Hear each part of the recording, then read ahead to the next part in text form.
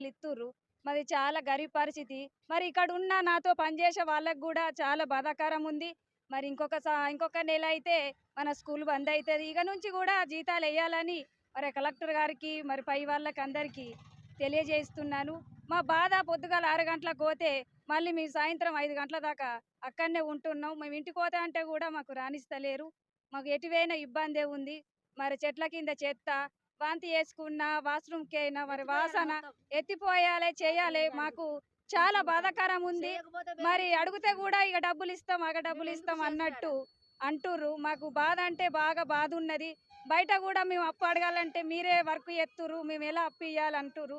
మాకు ఈ బాధ ఏంది, సమస్య ఏంది, సంవత్సరం అవుతుంది ఇంకా కూడా మా బాధ అనేది గుర్తిస్తలేరు. ఇక మీకే తెలవాలి. మరి ఇస్తా అంటారా ఇయ్యంటారా? దయచేసి ఇక మాకు ఇలాంటి పరిస్థితి తేవద్దని కోరుకుంటున్నాను. Thank you.